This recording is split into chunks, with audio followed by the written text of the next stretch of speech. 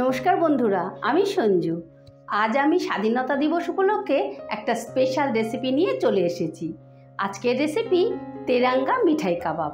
ঠিক আছে, তাহলে তোমরা দেখতে থাকো রেসিপিটা আমি ঠিক কিভাবে করছি। বন্ধুরা, রেসিপিটা করার জন্য আমি এখানে 250 গ্রাম পনিরকে ঠিক এইভাবে চৌকো করে কেটে নিয়েছি, আর সমস্ত পনিরগুলোকে আমি সমান 3 ভাগে ভাগ করে নিয়েছি। এবারে মিঠাইয়ের শিরা তৈরি করার জন্য আমি গ্যাস ধরিয়ে একটা কড়া বসিয়ে দিয়েছি। কড়াই দিয়ে দিচ্ছি আমি চিনি। এখানে এই কাপের 1 কাপ চিনি নিয়েছি, আবার এই কাপেরই হাফ কাপ জল দিয়ে দিচ্ছি।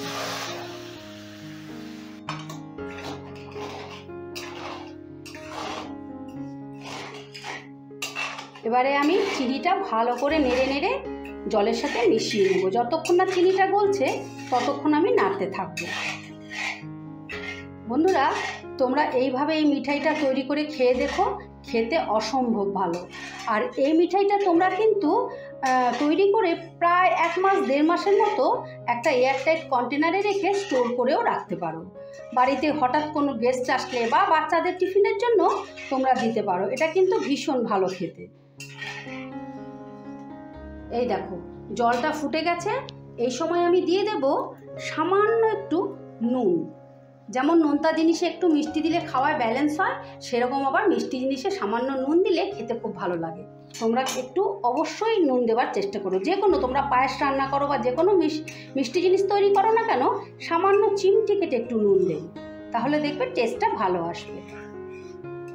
এবারে এই শিরাটাকে আমি হালকা ঘন করে নেব, বেশি ঘন করব না।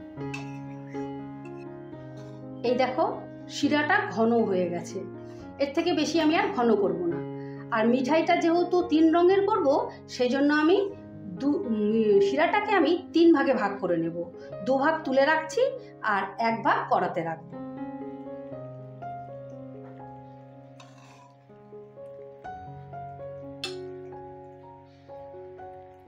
একটা তুলে নিলাম, এবারে আরেকটা ভাগ তুলে নিচ্ছি।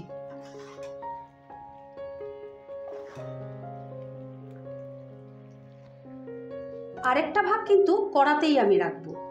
এবারে এই শিরাটার মধ্যে আমি পনির দিয়ে দিচ্ছি। এই শিরাটার মধ্যে আমি কোনো রং দেব না বলো, যেহেতু সাদা, সেই জন্য আমি কোনো রকম রং দেব না। এটা আমি সাদাই করব। এবারে গ্যাসের আঁচটা বাড়িয়ে দিয়ে শুকিয়ে নেব। যতক্ষণ না শিরাটা মিষ্টিগুলোর গায়ে ভালো করে, পনিরগুলোর গায়ে ভালো করে জড়িয়ে যাচ্ছে, ততক্ষণ আমি নাড়তে থাকবো, একেবারে শুকিয়ে ফেলবো।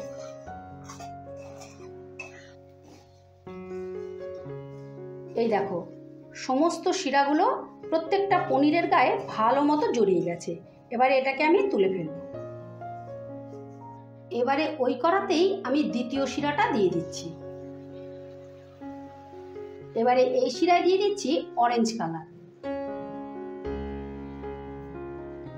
আমি 3-4 ফোঁটার মতন অরেঞ্জ কালার দিয়ে দিলাম।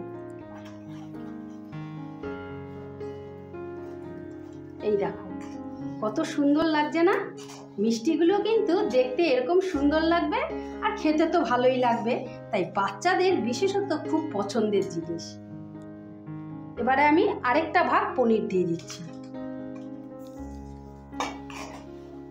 এবারে ওই একই প্রসেসে এই মিষ্টিগুলোকে, এই পনিরগুলোকেও আমি শিরার সাথে ভালো করে জড়িয়ে নেব।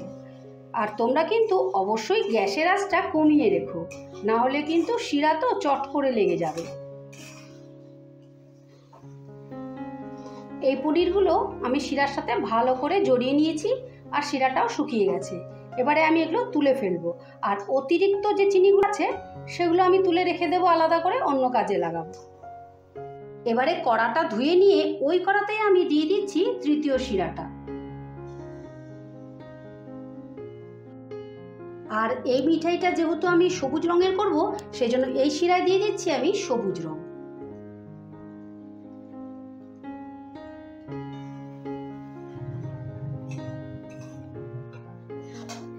এই দেখো, কত সুন্দর লাগছে না? দারুণ লাগে কিন্তু। আর বন্ধুরা, তোমাদের যদি এরকম বিভিন্ন রঙের ফুড কালারের সেটের প্রয়োজন হয়, তাহলে তার পারচেস লিঙ্ক আমি আমার ডেসক্রিপশন বক্সে দিয়ে দেবো। তোমরা প্রয়োজন মতো সেখান থেকে কিনে নিতে পারবে। এটা মেশানো হয়ে গেছে। এবারে দিয়ে দিচ্ছি তৃতীয় পনিরটা। এবার ওই একই প্রসেসে এটাও ভালো করে শিরার সাথে মিশিয়ে নেব। এবারে আমি গ্যাসের আঁচটা বাড়িয়ে দিয়ে শিরাটা শুকিয়ে নিচ্ছি। এই দেখো, এই পনিরগুলোকে আমি শিরার সাথে ভালো করে জড়িয়ে নিয়েছি, শিরাটা একেবারে শুকিয়ে গেছে। এবারে আমি এই পনিরগুলোকেও তুলে নেব। এই দেখো, আমি 3 রকম কালারের মিঠাইগুলো তৈরি করে নিয়েছি। এবারে আমি একটা কাবাবের শেপ দিয়ে নেব, তাই জন্য একটা টুথপিক নিয়ে নিয়েছি। প্রথমে আমি সবুজ কালারটা দিচ্ছি, তারপর সাদা রংটা দিচ্ছি। ঠিক এই মাঝ বরাবর এরকম গেঁথে দিতে হবে। তারপরে গেরুয়া কালারটা দিচ্ছি। এই দেখো, কত সুন্দর লাগছে না দেখতে। এইভাবে আমি সমস্ত কাবাবের শেপগুলো দিয়ে নেব, তারপর তোমাদেরকে পরিবেশন করে দেখাচ্ছি।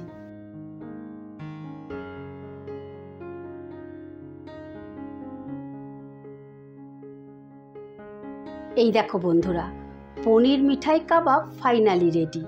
এই রকম নিত্য নতুন রেসিপি দেখার জন্য আমার চ্যানেলটা ভিজিট করে আসার অনুরোধ রইল।